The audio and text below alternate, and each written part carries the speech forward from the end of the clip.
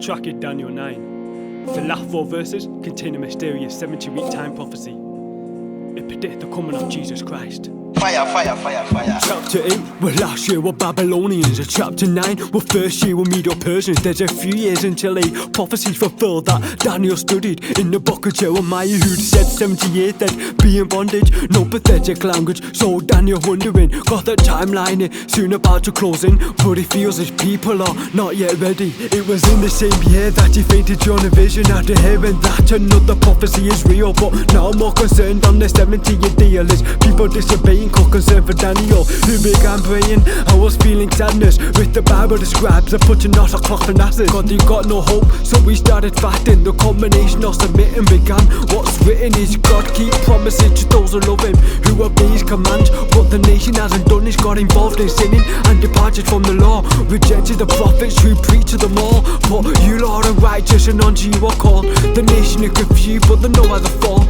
Mercy and forgiveness belong to you, Lord, who through prophets and writings have always warned of the consequences for breaking his laws, which Moses wrote. Therefore curse have been poured. Even after that, no prayer made to turn from the current situation to regaining a bond. And it's fully understood all that's happened, so this pleading takes place to calm God's anger. He heard the plead of his servant Daniel on the basis of mercy, cause he's far from righteousness. During the prayer and submission that happened, Angel Gabriel appeared and touched Daniel and said, I'm here to give you the understanding, cause you greatly loved, now consider the vision. 70 weeks are to be given to your people to bring an end to sin and become reliable. This will start shortly when giving commandment to restore Jerusalem unto Messiah the Prince. This time prophecy is broken in 3 bits. The first 7 weeks are when the city's rebuilt. After 62 weeks the Messiah gets killed. Then the people of the world will destroy Jerusalem. But in the last week left in the middle of it, he will cause sacrificing to come to an end.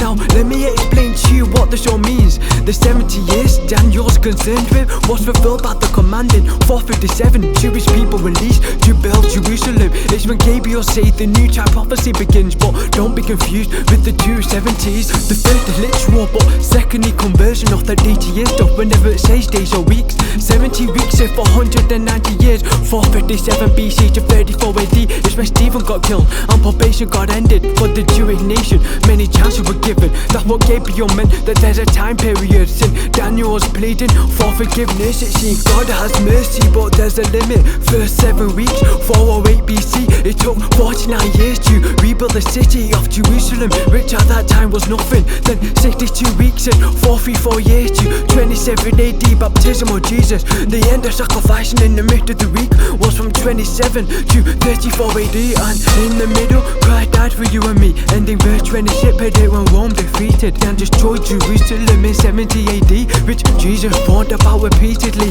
If we look at the event in history, before the Romans were about to invade the city they retreated, which still remains a mystery. But the blessed are those who studied the prophecies, cause God intervened so the Christian could leave. Verse 27 enlarges and repeats, which through these visions is a central theme. Did you know Jewish people are warned not to read this?